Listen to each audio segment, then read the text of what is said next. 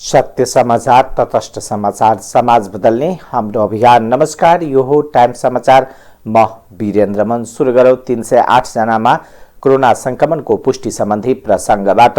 बिहिबार पछिल्लो 24 घण्टामा 308 जनामा कोरोना भाइरस संक्रमणको पुष्टि भएको छ।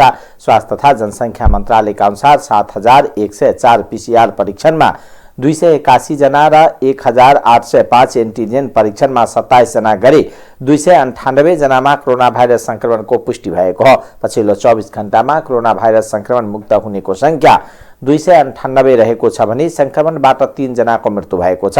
हाल देशभर कोरोना भाइरस सक्रिय संक्रमितको संख्या 7349 रहेको छ। बिहिबार थपिएसँगै नेपालमा कोरोना संक्रमितको कुल संख्या 9,15,000 पुगेको छ।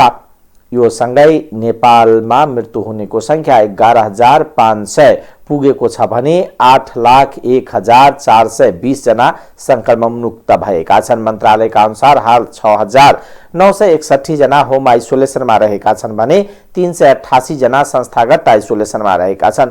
कोरोनाका बिरामी मध्ये 197 जना आइसियु र 41 जना भेन्टिलेटरमा उपचाररत छन्। त्यस्तै 10 वर्ष मुनिका 5 बालबालिकामा कोरोना संक्रमणको पुष्टि भएको छ भने 11 देखि 20 वर्ष उमेर समूहका 24 जना कोरोना संक्रमित थपिएका छन्।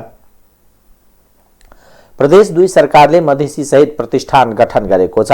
मधेस आन्दोलन, जनयुद्ध र जनआन्दोलन लगायतका शहीद भएका परिवार तथा घाइतेको हकहितका लागि सरकारले मधेसी सहित प्रतिष्ठान गठन गरेको हो। आन्तरिक मामिला तथा सञ्चार मन्त्रालयले प्रतिष्ठानमा 2 जना मधेसी आन्दोलन र जनयुद्धका 2 जना शहीद परिवारका सदस्य गरी 4 जनालाई नियुक्ति गरेको छ।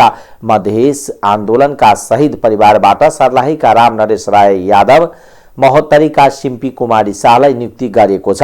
त्यस्तै जनयुद्धका शहीद परिवारबाट सप्तरीकी कविता कुमारी ठाकुर र रौथटका सुरेन्द्र जायसवाललाई नियुक्ति गरिएको हो। 4 जना शहीद परिवारबाट सदस्य नियुक्ति भएकोलाई बिहिबार एक कार्यक्रमबीच प्रतिष्ठानका अध्यक्ष समेत रहेका आन्तरिक मामिला तथा संचार मन्त्री भरत प्रसाद शाहले प्रमाणपत्र प्रदान गरेका छन्। मन्त्री शाहले ढिलो भए पनि सरकारले एउटा राम्रो कामको सुरुवात गरेको प्रति आफूलाई सन्तोष लागेको बताउनुभयो। शहीदको बलमा नै आन्दोलन भएको कारणले उनीहरूलाई सम्मान गर्नुपर्ने आफूहरूको समेत दायित्व रहेको बताउनुभयो।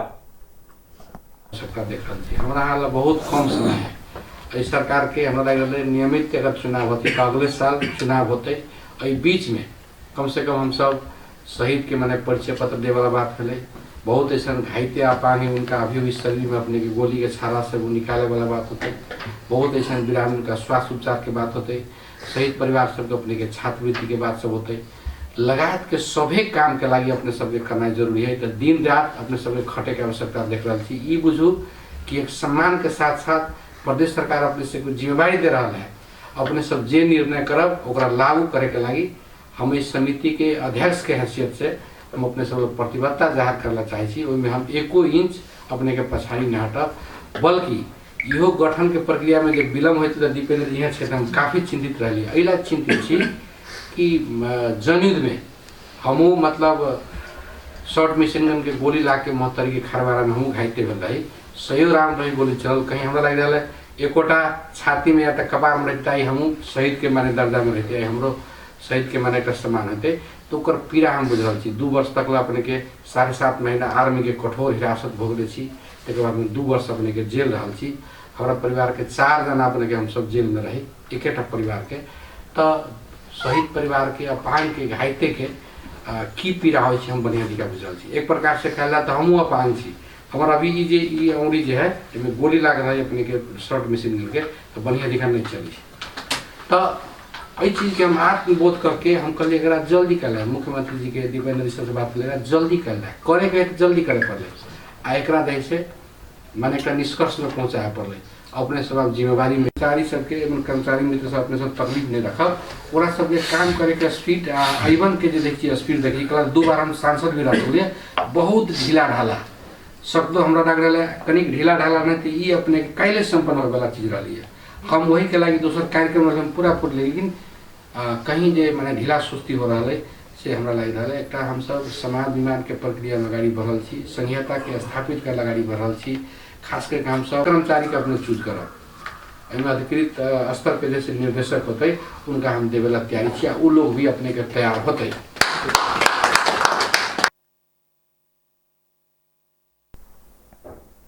कार्यक्रम में बोलते प्रदेश नंबर 2 का मुख्य न्यायाधिवक्ता दीपेन्द्र झाले सरकार मधेसी शहीद को सम्मान का लागि प्रतिबद्ध रहेको भए पनि मधेस आन्दोलनको क्रममा भएका दमनलाई छानबिन गर्नका लागि प्रदेश सरकारले समिति समेत बनाएको र यसको छानबिन प्रतिवेदन समेत तयारी अवस्थामा रहेको कारणले त्यसलाई सार्वजनिक गरेर दोषीमाथि सरकारले कारबाही गर्नुपर्ने बताउनुभयो। जे खास करके गठन आदेश जे निर्देशिका मस्यौदा में हम रही तो ओकर जे स्प्रिट है ओकर स्प्रिट है जे सब शहीद परिवार के रोजगारी मिलक चाहिए। तो अहाँ सबके ये आग्रह करबे कि अहाँ सब पहिल निर्णय उहे करू जे छूटल शहीद परिवार है ओकरा रोजगारी विभिन्न मंत्रालय में देव के और सिफारिश अहाँ सब आंतरिक मामला थ्रू मंत्री परिषद में पठा दियो और मंत्री परिषद ओकरा आंतरिक मामला से दिल प्रस्ताव के पास करते से हम विश्वास लेने छी और हम सुझाव भी देव चाहे।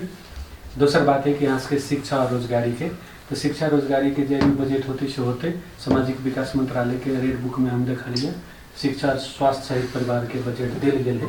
तो अंतर मंत्रालय कोऑर्डिनेशन क आइए हम के जानकारी कराओ एक निर्देशिका दोनों शहीद परिवार के शिक्षा और स्वास्थ्य के निर्देशिका मस्यौदा के शुभारंभ कलिए निकल के शुरू हो गई। तो एक ही होते कि हम सुझाव सहित अपन देवे तकरावधी मंत्रालय फॉरवर्ड करते अथवा वह मंत्रालय फॉरवर्ड करते सामाजिक विकास और पैसा दिल गए है। तो कम से कम वो स्वास्थ्य बीमा 40 लाख 50 लाख के कते के स्वास्थ्य बीमा होते प्रति शहीद परिवार होते करते तो कम से कम वो एगो महत्वपूर्ण बात होते।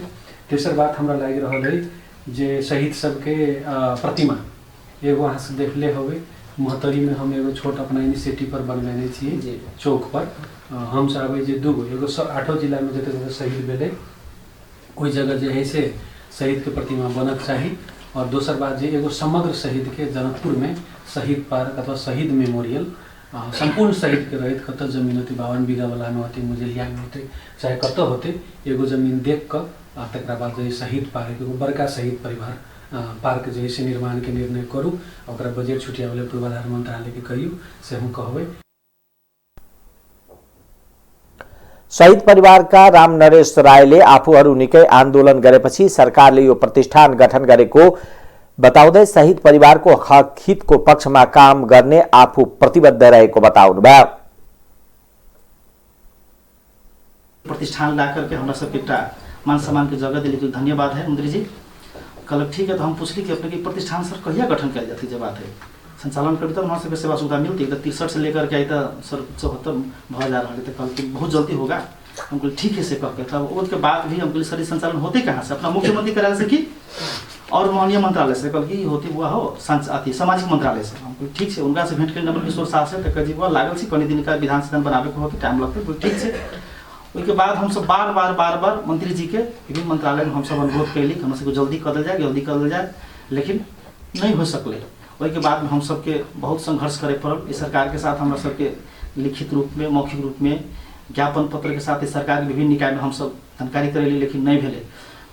संजोग बस अपने के 2077 साल चैत 31 गते के दिन यही सरकार के जसपा नेपाल के भौतिक पूर्वाधार मंत्री जितेन्द्र सोनल एक सिरुवा जुगसित सिरुवा पर कार्यक्रम रही कहले ठ्याके हम सब ज्ञापन पत्र के अनुसार हमरा सबके वही दिन विरोधी कार्यक्रम पर गए हम सबके अगर हमरा सबके मांग पूरा न होती तो हम सब चरणबद्ध रूप में आंदोलन के कार्यक्रम घोषणा करी ठ्याके वही दिन हमरा सबके कार्यक्रम पर गए उनका सबके लगले जितेन्द्र सोनल जी तय न छत लेकिन उनका लगली जो बात है ये सब कहीं से पड़ जाला हम सब तो पीड़ित परिवार सर हम सब न्याय के खोजे के लिए जो बात है हम सब व्याथा रही जब कहीं पूरा कर से कह वही दिन अपने के राजेंद्र महतो मोहन ठाकुर अपने के अनिल झा लगायत जब बात है नेता सभी जगह खूब फूल माला लगा करके वो जगह मंच से बैठल है खा पी रहा है लेकिन हम शहीद परिवार सब जो रौद में खड़ा होकर के अपन व्याथा बोखल जी एक पूछू ना लगी जब बात है कि अहाँ सब की समस्या है आई दुख के साथ करे पड़ा तो सरकार कहीं सोचलन बात ठ्याके 2078 साल बैसाख 1 गते के दिन हम सब न्यूज में देखे की बात है मध्य शहीद प्रतिष्ठान गठन करके निर्णय गठन भगल से कह करके हमरा खुशी लागल।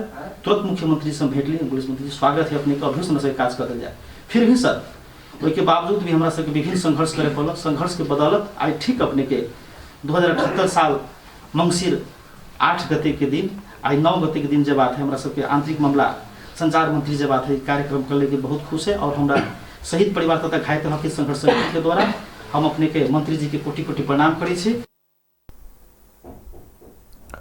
मधेसी शहीद प्रतिष्ठान निर्देशिका 2077 र पहिलो संशोधित 2078 बमोजिम प्रतिष्ठानमा 11 सदस्य रहने व्यवस्था छ, जसमा आन्तरिक मामिला मन्त्री अध्यक्ष सहित तथा घाइते परिवारबाट 4 जना सदस्य र मुख्यमन्त्री कार्यालय लगायतका 6 मन्त्रालयका सचिव सदस्य रहने व्यवस्था छ। प्रमाणपत्र प्रदान गर्दै मन्त्री शाहले शहीद घाइतेलाई परिचय पत्र वितरण र घाइतेलाई उपचार र तिनका छोराछोरीलाई छात्रवृत्ति लगायतको व्यवस्था अविलम्ब गर्न प्रतिष्ठानका नवनियुक्त सदस्यहरूलाई निर्देशन दिनुभयो। नेपाल सरकारले 49 सहसचिवको सरुवा गरेको छ। मन्त्री स्तरीय निर्णय अनुसार बुधबार 49 जना सहसचिवको सरुवा गरिएको हो। संघीय मामिला तथा सामान्य प्रशासन मन्त्रालयका अतिरिक्त समूहका सहसचिव प्रदुमन प्रसाद उपाध्याय जनकपुर धाम उपमहानगरपालिकाको प्रमुख प्रशासकीय अधिकृतमा आउने भएका हुन्। यस अघिका प्रमुख प्रशासकीय अधिकृत मेयर लाल किशोर शाहको कारण सरुवा गराएका थिए। त्यस्तै वीरगञ्ज महानगरपालिकाका प्रमुख प्रशासकीय अधिकृतको रूपमा निश्चल राज पाण्डे सरुवा भएर आएका हुन्। बाराका कलैया उपमहानगरपालिकामा तीर्थराज चित्तुवाल प्रमुख प्रशासकीय अधिकृतको रूपमा आउने भएका हुन्।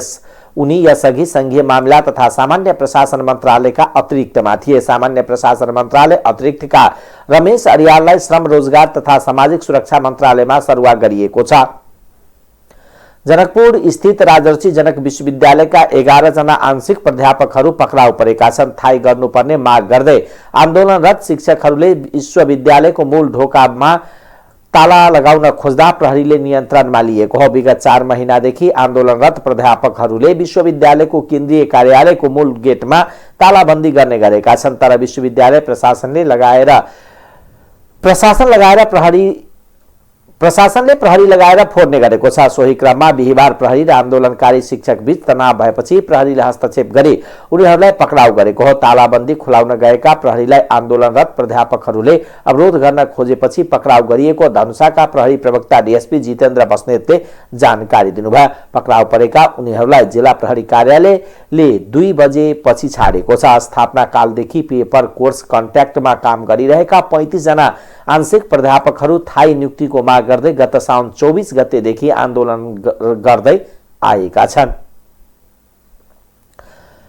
प्रहरीले 4 जना 2वटा ट्रक तथा लागु औषध सहित पक्राउ गरेको छ। पक्राउ पर्नेमा ठेगाना नखुलेका 35 वर्षीय अनुप बारतोला, हेटौडा उपमहानगरपालिका 7 का 45 वर्षीय राजू बस्नेत, मेची नगरपालिका 50 वर्षीय गोपाल थापा र हेटौडा उपमहानगरपालिका वार्ड नम्बर 6 का 31 वर्षीय प्रमोद श्रेष्ठ रहेको जिल्ला प्रहरी कार्यालय पर्साले जनाएको छ।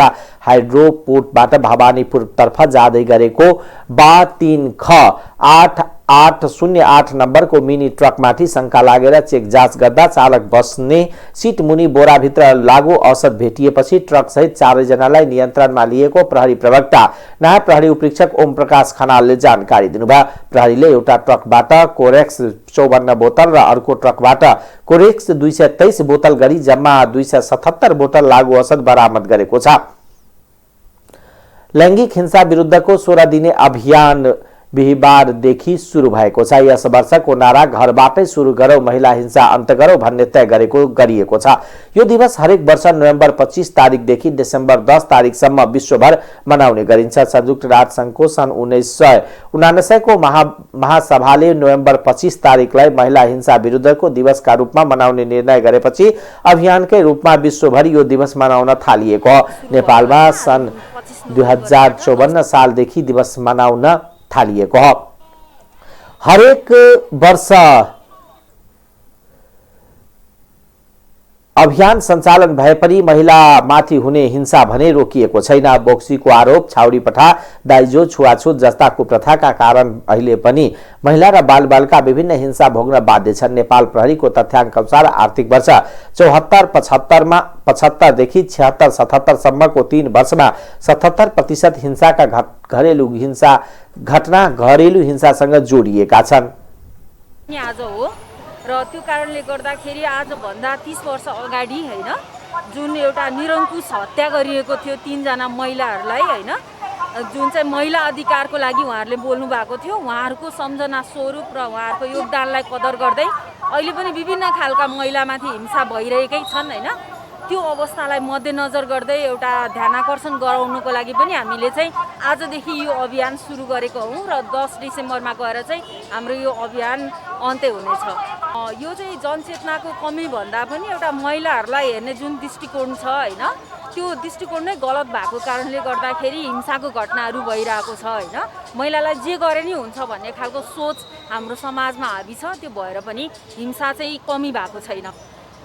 र यसलाई चाहिँ कुनै पनि हिसाबले लैङ्गिक विभेद हुनु हुँदैन, लैङ्गिकतामा आधारित हिंसा हुनु हुँदैन भन्ने हिसाबले चाहिँ एउटा अभियानको रूपमा विश्वभरि नै यो सुरु भएको चाहिँ देखिन्छ।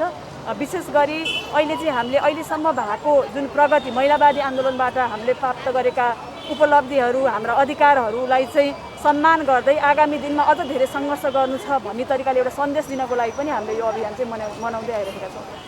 अहिले पनि हामीले तथ्याङ्क हेऱ्यौँ भने हामी ओरेकै तथ्याङ्क हेरौँ, नेपाल प्रहरीकै तथ्याङ्क हेरौँ, राष्ट्रिय महिला आयोगकै तथ्याङ्क हेऱ्यौँ भने पनि सबैभन्दा धेरै चाहिँ घरेलु हिंसा र घरेलु हिंसामा पनि जुन घरभित्रका सम्बन्ध भएको व्यक्तिहरूले चाहिँ हिंसा गरेको अवस्था छ, यो चाहिँ एकदमै ज्यादै नै विकराल अवस्थाको छ। घरभित्र मात्र नभएर महिलाहरू घर बाहिर निस्किँदा पनि हिंसा चाहिँ महिलाकै पछि पछ्याउँदै आएको चाहिँ अवस्था छ। यसले गर्दाखेरि समग्र महिलाको गतिशीलता र नेतृत्वमा पनि ठुलो प्रभाव पारेको चाहिँ देखिन्छ। डेफिनेटली हामीले चाहिँ अब स्थानीय स्तरदेखि राष्ट्रिय स्तर हुँदै अन्तर्राष्ट्रिय स्तरसम्म चाहिँ महिलाहरू चाहिँ स्वतन्त्र हुनुपर्छ, महिलाको अधिकार मानव अधिकार हो भन्ने हिसाबले चाहिँ विभिन्न अभियानमूलक गतिविधिहरू गर्दै आएका छौँ। स्थानीय स्तरमा चाहिँ महिलाहरूको हक अधिकारको बारेमा चाहिँ अभिमुखीकरण गर्ने र राष्ट्रिय स्तरमा चाहिँ सरकारसँग चाहिँ भएका नीति नियमहरूको चाहिँ कार्यान्वयनको लागि र जुन नीति नियमहरू प्रभावकारी छैनन् अथवा त्यो चाहिँ पर्याप्त छैन त्यसको पनि संशोधन गर्दै नयाँ नीति नियमहरू पनि घरेलु हिंसा विरुद्धका उजुरी मिलापत्रमा टुङ्ग्याउने प्रवृत्तिका कारण महिलाले न्याय पाउन सकेका छैनन्। घरेलु हिंसाका उजुरी मिलापत्र हुनै नसके मात्र अभियोजनको प्रक्रिया अघि बढाइने गरिएको छ। त्यस्तै लैङ्गिक हिंसाको सुरुवात ठट्टाबाट सुरु हुने गरे पनि अध्ययनले देखाएको छ। पिछा गर्ने, सुसुल्ने, जिस्क्याउने, सहमति बिना फोटो खिच्ने, बदला लिन गोप्य कुरा सार्वजनिक गर्ने, बलात्कारबारे ठट्टा गर्ने जस्ता प्रवृत्ति लैङ्गिक हिंसा हुन्। यस्तै नेपाल प्रहरीमा दर्ता भएका कुल अपराध मध्ये 40% लैङ्गिक हिंसाका घटना छन्। रहने भएको हुनाले चाहिँ हामीले चाहिँ यो भोलिन्टियरको रूपमा चाहिँ हामीले आज यो सहयोग गर्नको लागि आएका हौँ। यो त एउटा सरकारले जुन नियम कानुन बनाएको छ त्यसलाई चाहिँ एकदम लागू गर्नुपर्ने हुनेछ हैन, इम्प्लिमेन्टेसन भनौँ न, कार्यान्वयन चाहिँ गर्नुपर्ने हुन्छ हैन। कतिपयहरू संविधानहरू नियम कानुनमा मात्र सीमित छ हैन, त्यसलाई चाहिँ एउटा कार्यान्वयन गराउनुपर्छ। अनि त्यसपछि प्लान एन्ड पोलिसीहरूलाई चाहिँ डेभलप गर्नुपर्ने हुन्छ हैन। अनि त्यसपछि महिलाहरूको लागि चाहिँ रोजगारी सुनिश्चित हुनुपर्ने छ। धेरै कुरो भनौँ न, यसमा चाहिँ विभिन्न संस्थाहरू आबद्धहरूलाई चाहिँ एकजुट रूपमा चाहिँ लिएर चाहिँ हामीले सधैँ नियम कानुन त्यसपछि संविधानको कुरा गर्छौँ हैन। हामीले घरबाट चाहिँ हामीले कति नियम पालना गरेका छौँ, आफ्नै दिदीबहिनीलाई कस्तो गरेका छौँ त्यसमा नि एकदम ठुलो माइने राख्छ हैन।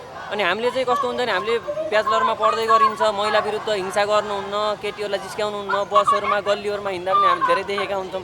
तर हामीले चाहिँ कति इम्प्लिमेन्ट त्यसलाई प्रयोगमा ल्याएका छौँ त, यी कुराहरू चाहिँ धेरै माइने राख्छ। हामीले पढ्न त पऱ्यौँ, त्यसलाई व्यवहारमा उतार्यौँ भने त्यति माइने राख्दैन कि हामीले पढेको। त्यही भएर मैले चाहिँ सबैलाई के भन्न चाहन्छु भन्दाखेरि आफूले पढेको गरेको कुराहरू चाहिँ एकदम व्यवहारमा चाहिँ राम्रोसँग लागू गर्नु भन्छु। यसैगरी महिलामाथि हुने यौनजन्य हिंसाका घटनामा 79% चिन्जानका व्यक्तिहरू रहेको पाइएको छ। त्यस्तै महिला भएकै कारण भेदभाद गर्नु वा विभेद गर्नु पनि हिंसा नै हो। पछिल्लो समय महिलामाथि हुने हिंसाका घटना सार्वजनिक हुने गरे पनि यस्तो घटनामा कमी आउन सकेको छैन। पीडकलाई कारबाही र पीडितलाई सुरक्षाको व्यवस्था नभएकोले हिंसाका धेरै घटना ओझलमा पर्दै आएका छन्।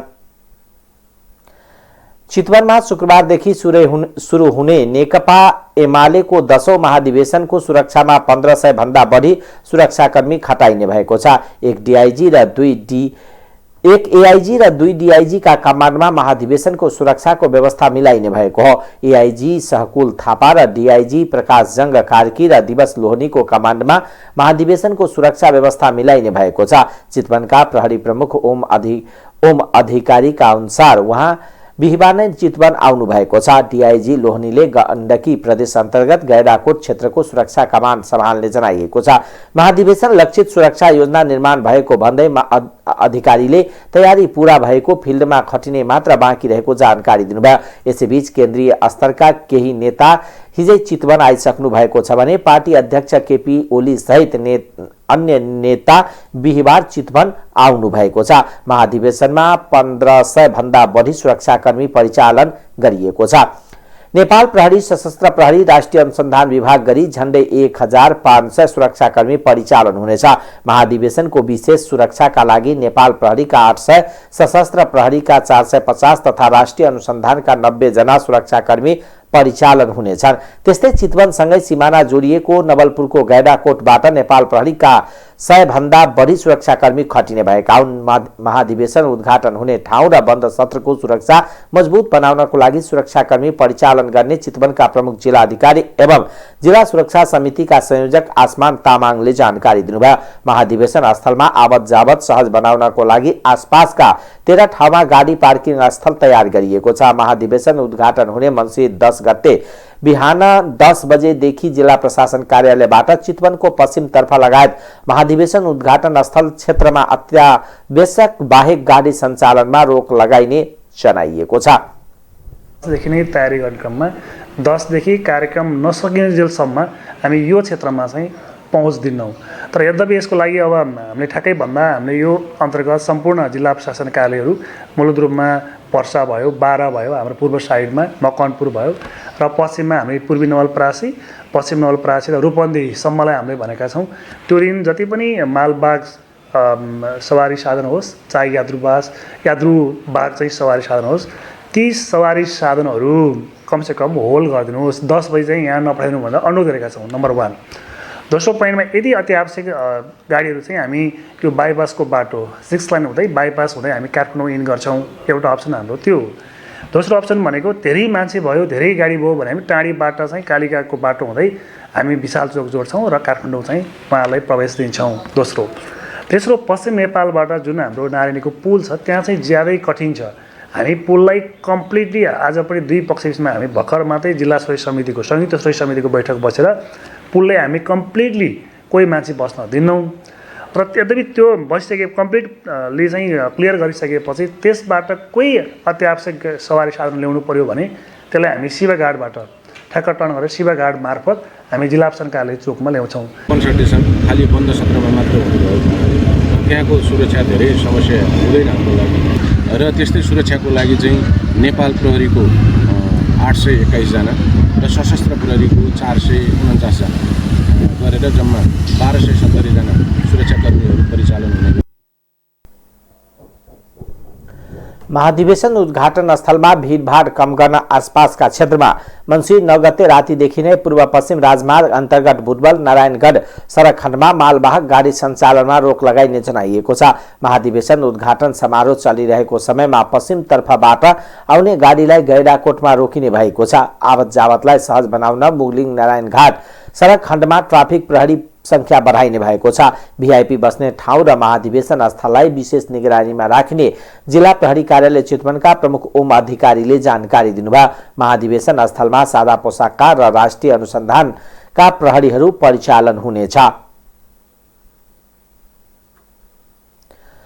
नेपाल कम्युनिस्ट पार्टी एमालेको आसन्न 10औं राष्ट्रिय महाधिवेशनको सबै तयारी सकिएको छ। शुक्रबारदेखि 3 दिनसम्म चितवनमा हुने महाधिवेशनको सम्पूर्ण तयारी पूरा भएको एमाले चितवनका आतिथ्य शाखा जनाएको छ। एमाले चितवनकी अध्यक्ष पार्वती रावलका अनुसार जिल्लाका विभिन्न स्थानमा स्वागतद्वार निर्माण, उद्घाटन सत्रको मञ्च निर्माण र बन्द सत्र हुने हल निर्माण सहित आवास व्यवस्थापनको सबै काम सकिएको छ। मङ्सिर 10 गते उद्घाटन हुने महाधिवेशन स्थलमा मञ्च निर्माण, सेल्फी पोइन्ट, गैडाको मास्क निर्माण सहितको सबै काम पूरा भएको जिल्ला अध्यक्ष रावलले बताउनुभयो। जिल्ला प्रवेश गर्ने विभिन्न नाका र जिल्लाका प्रमुख राजमार्गमा 45 भन्दा बढी स्वागतद्वार निर्माण गरिएको रावलले बताउनुभयो। राजमार्गमा दुवै छेउमा नेकपा एमाले र अनेरा सविको झण्डा तथा ध्वजा पताका राखिएको छ। एमाले महाधिवेशनका लागि चितवनका राजमार्ग तथा महाधिवेशन स्थल बन्द सत्र हुने स्थानलाई सिंगारिएको छ। महाधिवेशनको उद्घाटन सत्र चितवनबाट मात्र 1 लाख र देशभरबाट 5 लाख जना सहभागिता जनाउने गरी समन्वय भइरहेको एम रावलले बताउनुभयो। एमालेको महाधिवेशनमा आउने 297 प्रतिनिधि स्वदेशी तथा विदेशी पाहुना गरी 3500 जनाका लागि आवास व्यवस्थापन भएको छ। आवास व्यवस्थापन समितिका संयोजक एवं संघीय सांसद कृष्ण भक्त पोखरेलले महाधिवेशनका लागि विभिन्न जिल्लाबाट प्रतिनिधि आउने क्रम सुरु भएको बताउनुभयो।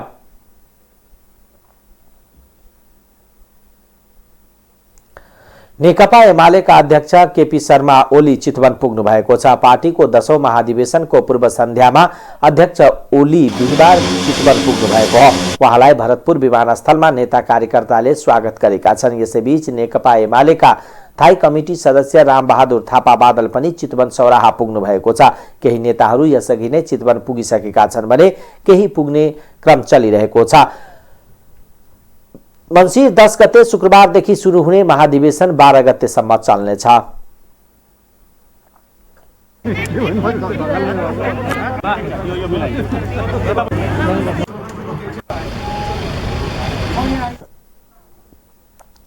नेकपा एमालेको 10औं राष्ट्रिय महाधिवेशनको अन्तिम चरणमा पुगेको छ। चितवनमा आयोजित पत्रकार सम्मेलनमा प्रचार विभाग प्रमुख योगेश भट्टराईले बिहिबार रातिसम्म फिनिसिङको काम सकिने बताउनुभयो। सभामा 5 लाखको जनसहभागिता रहने उहाँको दाबी छ। महाधिवेशन उद्घाटन अघि एमालेले नवलपुरको गैडाकोट र चितवनका विभिन्न 6 स्थानबाट जुलुस निकाल्ने बताइएको छ। चितवनमा मात्र 50 भन्दा बढी स्वागतद्वार बनाइएको प्रचार विभाग प्रमुख भट्टराईले बताउनुभयो। बन्द सत्र हल बनाउने तयारी पनि सकिएको उहाँले जानकारी दिनुभयो।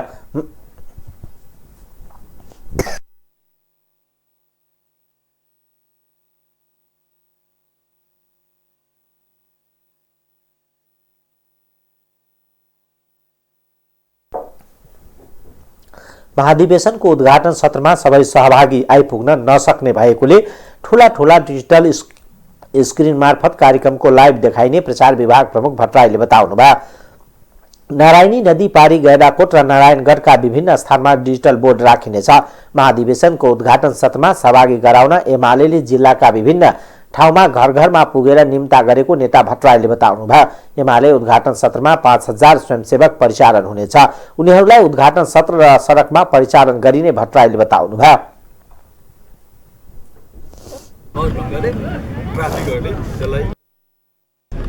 हामी चितवनवासीहरूलाई अग्रिम धन्यवाद र आभार व्यक्त गर्छौँ। यो चितवनमा हामी पटक आयौँ, यहाँ छलफल गऱ्यौँ। सबै छलफलमा र यो महाधिवेशनको अन्तिम तयारी हुँदासम्म पनि यहाँ कुनै राजनीतिक दलले आफ्नो राजनीतिक दल म फलानु पार्टी म तिलानु पार्टीको नभनिकन नेकपा एमालेको महाधिवेशनप्रति सद्भाव देखाउनु। प्रत्येक चितवनको घरमा नेकपा एमालेको सन्देश पुगेको छ। 7 स्टार होटलको साइडमा रोयल सफारीको माथिल्लो तलाको हलमा हाम्रो मिडिया सेन्टर छ। यहाँहरूले त्यहाँ बसेर समाचार पठाउन सक्नुहुन्छ। इन्टरनेटको सुविधा छ। 5-7वटा कम्प्युटर डेस्कटप कम्प्युटरहरू हुनेछ। यहाँहरूको ल्यापटप पनि त्यहाँ चलाउन पाउनुहुनेछ। इन्टरनेट भइहाल्छ र बेला बेला हामी ब्रिफिङ पनि भित्र हलको तपाईहरु जुन ठाउँमा जान पाउनुहुन्न ती सबै कुराको ब्रिफिङ हामी त्यहाँ गर्छौँ। महाधिवेशनमा भारत, बंगलादेश, श्रीलंका, कोलम्बिया लगायतका देशबाट प्रतिनिधि सहभागी हुनेछ। चिनिया कम्युनिस्ट पार्टीका भिडियो सन्देश आएको प्रचार विभाग प्रमुख भट्टराईले जानकारी दिनुभयो। नेकपा एमालेले पार्टीको 10औं राष्ट्रिय महाधिवेशनमा सहभागी हुने विदेशी अतिथिको विवरण सार्वजनिक गरेको छ। बिहिबार एमालेको विदेश मामिला प्रमुख तथा महाधिवेशनका अतिथि सत्कार समितिका संयोजक डाक्टर राजन भट्टराईले काठमाडौँमा गरिएको पत्रकार सम्मेलनमा 4 देशका 15 जना अतिथि महाधिवेशनमा सहभागी हुने जानकारी दिनुभयो। भट्टराईका अनुसार भारतबाट 7 जना, कोलम्बियाबाट 4 जना, बंगलादेशबाट 3 जना र श्रीलंकाबाट 1 जना अतिथि महाधिवेशनमा सहभागी हुनेछ। काठमाडौँ आइपुगेका केही अतिथिलाई उहाँले सोल्टी होटलमा रात्रि भोजको समेत आयोजना गर्नुभएको छ। ती अतिथिले उद्घाटन सत्रका दिन शुभकामना दिनेछन् भने मङ्सिर 12 गते एमाले अध्यक्ष केपी शर्मा ओलीले उनीहरूसँग संयुक्त रूपमा ब्रेकफास्ट मिटिङ गर्ने कार्यक्रम तय भएको छ। केन्द्रले अहिलेसम्म हामीलाई आउने भनेर के आउँछु भन्नुभएको छ, त्यसको सबै डिटेल चाहिँ हामीलाई आइसकेको छैन। गरेको मध्ये अहिले 8वटा पार्टीको 15 जना गेस्ट सन्देश चाहिँ करिब 25वटा देशबाट शुभकामना प्राप्त भएको कुरा म यहाँलाई जानकारी गराउँछु। जापानिज कम्युनिस्ट पार्टी पनि हामीलाई शुभकामना।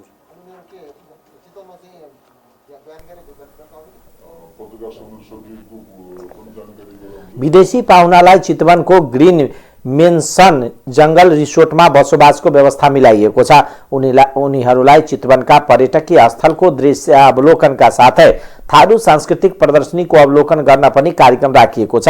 यसैबीच एमाले महाधिवेशनका लागि विश्वका 15 देशमा कम्युनिस्ट पार्टीहरूले शुभकामना सन्देश पठाएका छन्। नेपाली कांग्रेसका उपसभापति विमलेन्द्र निधिले आउँदो महाधिवेशनमा सभापति पदमा उम्मेदवारी दिने घोषणा गर्नुभएको छ। काठमाडौँको नयाँ बानेश्वरमा बिहिबार एक कार्यक्रम गरेर निधिले औपचारिक रूपमा सभापति पदका लागि उम्मेदवारी घोषणा गर्नुभएको हो। उहाँले नेपाली कांग्रेसलाई एकताबद्ध बनाउने र देशलाई समृद्धिको दिशामा लैजानका लागि आफ्नो नेतृत्व आवश्यक रहेको पनि दावी गर्नुभयो। आफ्नो योजना र प्रतिबद्धता पनि सार्वजनिक गर्नुभएका निधिले नेपाली कांग्रेस मूल पार्टी र विभिन्न भातृ संगठनमा अहिले देखिएको भद्रगोल अवस्थाको अन्त गर्ने बताउनु भएको छ। घोषणापत्र पनि जारी तपाईँहरूको सामना गरे र अब आउने 21 गते जुन नोमिनेसन हुन्छ त्यो नोमिनेसनको दिनमा म सभापतिको पदमा दर्ता गराउँछु। आफ्नो विगतलाई फर्केर हेर्दा मैले 13-14 वर्षको किशोर वयदेखि नै नेपालको लोकतान्त्रिक आन्दोलनमा करिब 53 वर्ष सक्रियतापूर्वक व्यतीत गरिसकेको छु। लोकतन्त्र प्राप्तिका लागि विगतका सङ्घर्षपूर्ण कठिन दिनमा अनेक सहकर्मीहरूसँगै मैले जेलनेरको लामो श्रृङ्खला अनुभव गरेको छु। विगतको पृष्ठभूमि र नेतृत्वदायी अनुभवको यस चरणमा मैले नेपाली कांग्रेसको केन्द्रीय सभापति पदमा आफूलाई प्रस्तुत गरेको छु। परिवर्तित राजनीतिक प्रणालीको व्यावहारिक पक्षहरूलाई सार्थक गर्नुपर्ने विवेक र तर्कको कसीमा मेरो यो उम्मेदवारी रहेको समेत स्पष्ट गर्न चाहन्छु। आउँदो चुनावमा तीनवटै तहमा नेपाली कांग्रेसलाई बहुमतका साथ विजय गराउने तथा पार्टी रूपान्तरण र पुस्तान्तरण प्रक्रियालाई सहजीकरण गर्ने पनि निधिको प्रतिबद्धतामा उल्लेख छ। नेपाली कांग्रेसको सबभन्दा सर्वोच्च पदमा सर्वोच्च नेताको रूपमा जसरी गणेश मानजी किशुनजीहरू हुनुहुन्थ्यो त्यस्तै हामी राख्छौँ र राज्यको हामीले छलफल गरेका छौँ। हामीले 3जनाले 4जनाले छलफल गर्दा उहाँहरूलाई राज्यको फरक भूमिका हुन सक्छ। त्यो अहिले नै भनिरहनु परेन। राज्यको अरू धेरै पार्टीको भूमिका र राज्यको पनि भूमिका छ। राज्य पार्टीको उहाँहरू तपाईँले हामीलाई गाइडलाइन गर्नुहोला, मार्गदर्शन गर्नुहोला। उहाँहरूले भनेअनुसार नै हामी पार्टीको सञ्चालन गर्छौँ। उहाँहरूको मार्गदर्शन अनुसार सञ्चालन गर्छौँ हामी।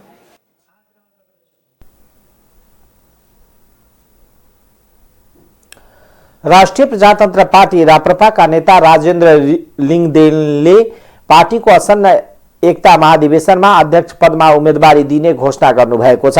काठमाडौँमा बिहिबार आयोजित पत्रकार सम्मेलनमा उहाँले आम नागरिकको भावनालाई प्रतिबिम्बित हुने गरी राजनीतिक गतिविधि सञ्चालन गरी पार्टीलाई वैकल्पिक शक्तिका रूपमा स्थापित गराउन आफूले अध्यक्षमा उम्मेदवारी दिन लागेको जानकारी दिनुभयो। सांसद समेत रहेका नेता लिङदेनले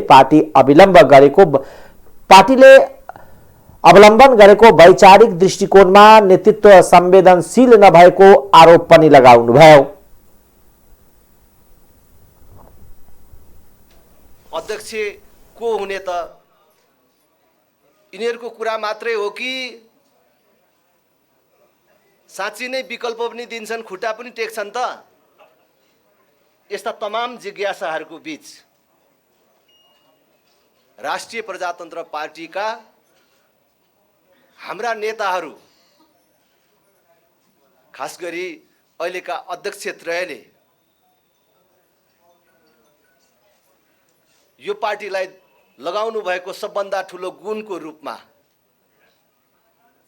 कि तपाईहरू मात्रै अथवा तपाईहरू भइन्जेल मात्रै यो राष्ट्रिय प्रजातन्त्र पार्टी चल्दैन, तपाईहरू नभएर पनि तपाईहरूको जीवनका पछि पनि राष्ट्रिय प्रजातन्त्र पार्टी चलाउने मान्छे छ र त्यो चलाउने मान्छे तपाईहरूले उत्पादन गरिसक्नु भएको छ र त्यो मान्छे हामी हौं भनेर सुनाउन, औपचारिक रूपमा सुनाउन हामी यहाँ आज उपस्थित भएका छौँ।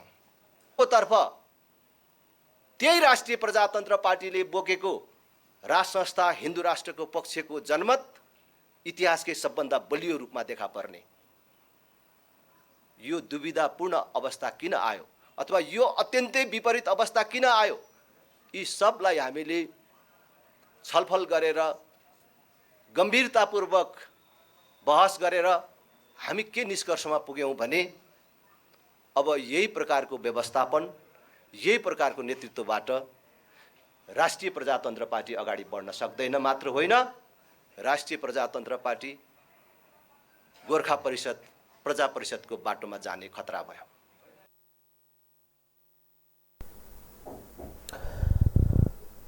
सोही कार्यक्रममा अर्का नेता धवल शमशेर राणाले उक्त महाधिवेशनमा आफू महामन्त्री पदमा उम्मेदवारी दिने घोषणा गर्दै मुलुकमा सुशासन र समृद्धि कायम गर्न अब युवा पुस्ता राजनीतिक दलको साथै सरकारको नेतृत्वमा आउन जरुरी रहेको बताउनुभयो। सर्वोच्च अदालतको फुलकोट बैठकले मङ्सिर 15 गतेबाट गोला प्रथा विधिबाट पेशी तोक्ने निर्णय गरेको छ। बिहीबार दिउँसो बसेको पूर्ण बैठकले करिब 1 साताको समय राखेर गोला प्रथा गर्ने मिति तय गरेको हो। बैठकले मङ्सिर 15 गतेसम्म सम्पूर्ण तयारी पूरा गर्ने र त्यसपछि गोला प्रथा विधिबाट पेशी तोक्ने कार्य थाल्ने गर्ने निर्णय गरेको हो। सर्वोच्च अदालतका सूचना अधिकारी देवेन्द्र ढकालका अनुसार संशोधित नियमावली अनुसार नै पेशी व्यवस्थापन निर्देशन समितिबाट पेशी तोकिनेछ। सर्वोच्च अदालतका सबै न्यायाधीश सहभागी भएर बस्ने पूर्ण बैठक फुलकोटले प्रधान न्यायाधीशको अध्यक्षतामै अन्य 2 जना वरिष्ठ न्यायाधीश रहने पेशी व्यवस्थापन निर्देशन समितिबाटै पेशी तोक्ने निर्णय गरेको हो। प्रधान न्यायाधीश विरुद्ध आन्दोलनमा उभिएका असन्तुष्ट न्यायाधीशहरूले 3 सातापछि गत बुधबार फुलकोट बैठक राखेर सर्वोच्च अदालत नियमावली संशोधन गरेका थिए। तात्कालीन नियमावलीमा प्रधान न्यायाधीशले पेशी तोक्ने व्यवस्था रहेकोमा नियमावली संशोधन गरी पेशी व्यवस्थापन निर्देशन समितिले गोला प्रथा विधिबाट पेशी तोक्ने व्यवस्था गरिएको थियो। तर गोला प्रथा प्रक्रियाका लागि केही प्राविधिक कठिनाई हुने हुँदा त्यसको व्यवस्थापन गर्नुपर्ने भएकोले मङ्सिर 15 गतेबाट लागू गर्ने गरी गोला प्रथा प्रक्रियाको मिति तोकिएको हो।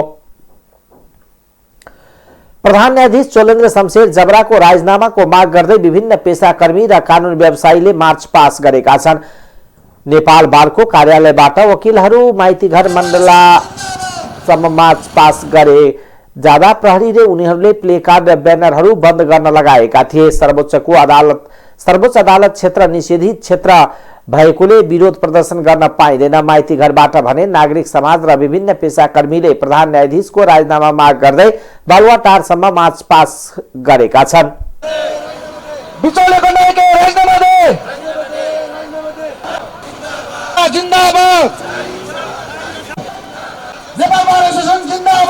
हाम्रो आन्दोलन जारी छ।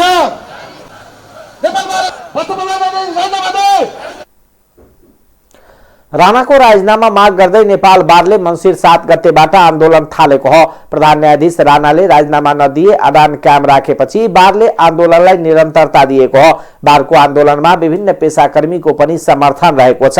मार्च पासलाई नेपाल बारका अध्यक्ष चन्द्रेश्वर श्रेष्ठ, नागरिक अगुवा नारायण बागलेले नेतृत्व गरेका थिए। अब आर्थिक समाचार।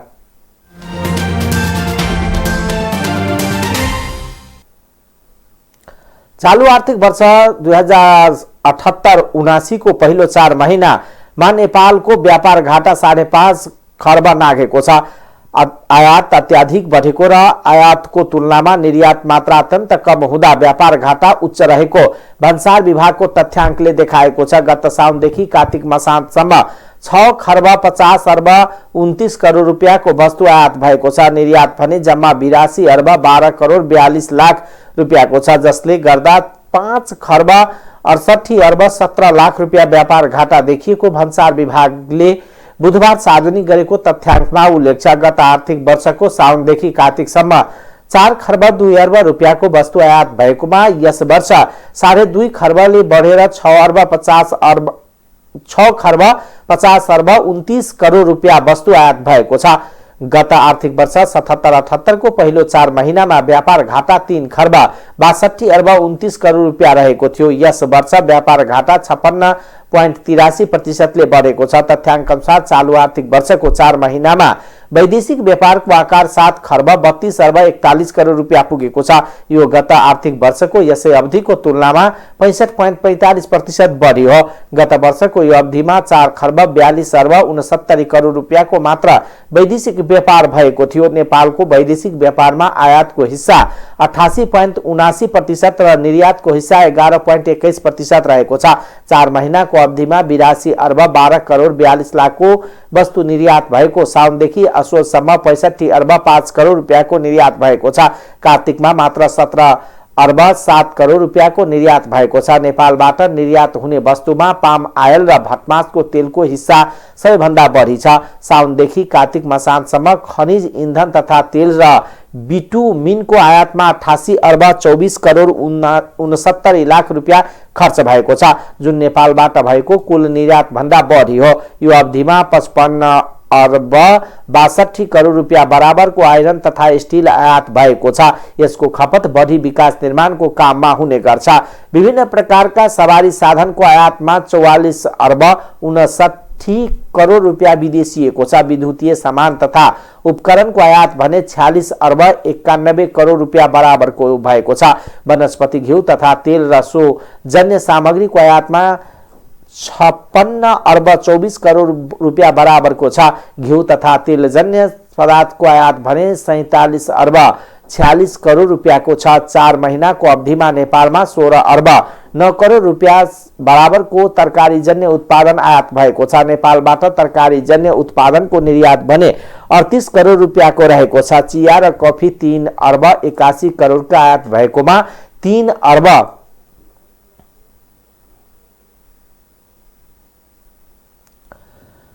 12 करोड रुपियाँको निर्यात भएको छ। तथ्याङ्क अनुसार नेपालको वैदेशिक व्यापार भारतसँग बढी निर्भर छ। नेपालमा सबभन्दा धेरै वस्तु आयात भारतबाटै हुन्छ र निर्यात पनि भारतमै बढी हुन्छ। नेपालले भारतबाट 4 महिनामा 3 खर्ब 85 अर्ब 95 करोडको वस्तु आयात गरेको छ भने नेपालबाट 66 अर्ब 94 करोड रुपियाँको निर्यात भएको छ। यस अनुसार 4 महिनाको अवधिमा भारतसँगको व्यापार घाटामा मात्र 3 खर्ब 19 अर्ब रुपियाँको छ। चीनबाट भने नेपालले 94 अर्ब 30 करोड रुपियाँको वस्तु आयात भएको छ भने 31 करोड रुपियाँको वस्तु निर्यात गरेको छ। अमेरिकाबाट 9 अर्ब 91 करोड रुपियाँको वस्तु आयात गरेकोमा 6 अर्ब 10 करोडको रुपियाँको वस्तु निर्यात गरेको छ। 4 महिनाको अवधिमा नेपालको वैदेशिक व्यापार 138 भन्दा बढी मुलुकसँग भएको छ। अब अन्तर्राष्ट्रिय समाचार।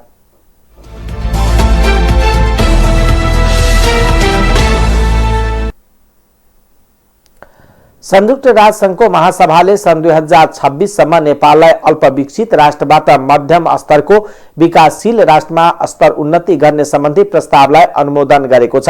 उक्त प्रस्तावलाई अनुमोदनका लागि संयुक्त राष्ट्र संघको आर्थिक तथा सामाजिक परिषदले महासभामा पेश गरेको थियो। संयुक्त राष्ट्र संघका लागि नेपाली थाई नियोगका प्रमुख अमृत राईले दिएको जानकारी अनुसार नेपालको स्तर उन्नति सम्बन्धी प्रस्तावलाई 5 वर्षका तयारी अवधि सहित राष्ट्रसंघले बुधबार अनुमोदन गरेको हो। उक्त अवसरलाई सम्बोधन गर्दै राईले नेपालले आगामी 5 वर्षभित्र अर्थतन्त्रको संरचनागत परिवर्तनका लागि आफ्नो तर्फबाट सम्पूर्ण प्रक्रिया पूरा गर्ने प्रतिबद्धता गरेको बताएका थिए।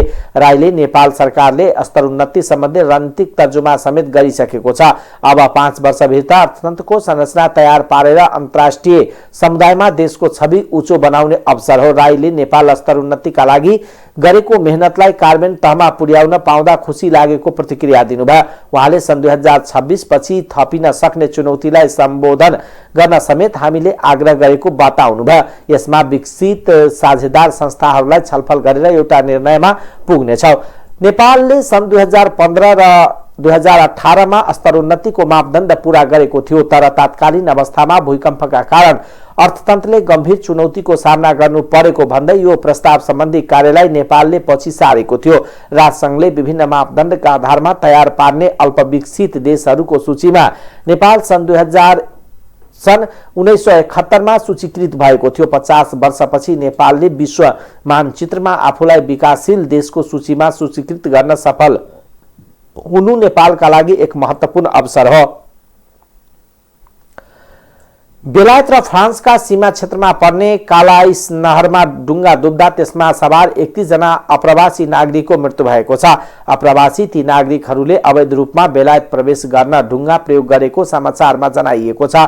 मृत्यु भएका 31 मध्ये 5 जना महिला र 2 जना बालबालिका समेत रहेको फ्रान्सका सुरक्षा अधिकारीहरूले जनाएका छन्। नहरमा डुङ्गा डुब्दा अन्य मानिस समेत हराएको हुन सक्ने फ्रान्सका आन्तरिक मामला मन्त्रालयले जनाएको छ। सो घटनामा उद्धार गरिएका 2 जना घाइतेको उपचार भइरहेको र अन्यको खोजी कार्य भइरहेको छ। यसैबीच फ्रान्सका राष्ट्रपति इमानुएल मैक्रोन र बेलायतका प्रधानमन्त्री बोरिस जोन्सनले अवैध रूपमा अप्रवासी नागरिक ओसार पसार गर्ने अपराधीको सञ्जाल तोड्न प्रतिबद्धता व्यक्त गर्नुभएको छ। दुर्घटनापछि टेलिफोन संवाद गर्दै मैक्रोन र जोन्सनले सो प्रतिबद्धता जनाएका हुन्। अन्तर्राष्ट्रिय अप्रवासी नियोगका अनुसार नहरमै डुङ्गा डुब्दा यति ठूलो संख्यामा अवैध प्रवासी नागरिकको मृत्यु भएको पहिलो घटना हो। अब खेलकुद समाचार।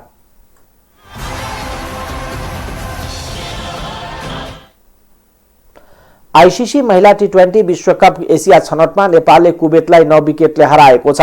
दुबईको आईसीसी एकेडमी मैदानमा कुवेतले दिएको 28 रनको सामान्य लक्ष्य नेपालले 3 ओभर 3 बलमा मात्र 1 विकेट गुमाएर भेट्टायो। आजको जितसँगै नेपाल 4 अङ्कसहित शीर्ष स्थानमा पुगेको छ। नेपाल पहिलो खेलमा हङकङसँग पराजित भएको थियो भने दोस्रो खेलमा भुटानलाई हराएको थियो। 6 देशका सहभागी एसिया छनौटका शीर्ष स्थानमा रहने देशले सन् 2023 मा दक्षिण अफ्रिका हुने टी20 विश्वकपको ग्लोबल छनौट खेल्न पाउनेछन्। टाइम्स समाचार अहिलेको लागि यति नै। हेर्दै गर्नुहोला टाइम्स टेलिभिजन। नमस्कार।